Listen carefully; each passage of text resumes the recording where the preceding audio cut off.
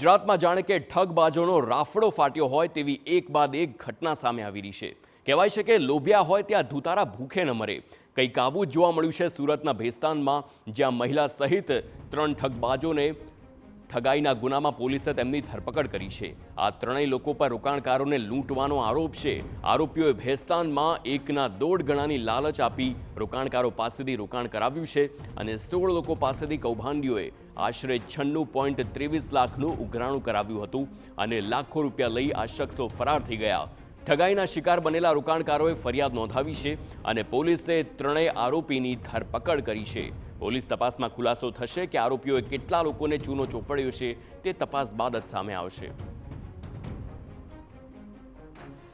ગુજરાતની અંદર એક પછી એક છેતરપિંડીના જે કિસ્સાઓ સામે આવી રહ્યા છે અને ખાસ કરીને જે રીતે એક લોકોને લોભામણી સ્કીમો આપી અને ડબલ રૂપિયા કરવા અથવા તો 1.5 ગણા રૂપિયા કમાવાની લાલચ આપી અને લોકો પાસે જે રૂપિયા પડ્યા બાદ અને લોકો સાથે જે છેતરપિંડી જે કરવાની જે ઘટનાઓ છે સતત સામે આવી રહી છે, ત્યારે આવો જ એક કિસ્સો છે તે સુરતના ભેસ્તાન વિસ્તારની અંદર સામે આવે છે।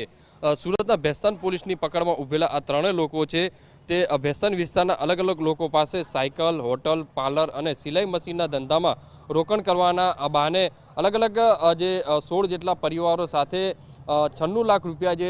અલગ અલગ સ્કીમોના નામે રૂપિયા લીધા હતા અને ત્યારબાદ 2023થી લઈને 2024 સુધીની અંદર આ રૂપિયા પડાવ્યા બાદ ત્યારબાદ જે પાકતી તારીખે જે મુદત આવી હતી અને ત્યારે લોકો જે છે આ લોકો પાસે રૂપિયા માંગવા ગયા ત્યારે આ લોકોએ હાથ હદ્ધર કરી દીધા હતા અને જેને લઈને આખો મામલો હતો તે જે ભેસ્તાન પોલીસ સ્ટેશન ખાતે પહોંચ્યો હતો અને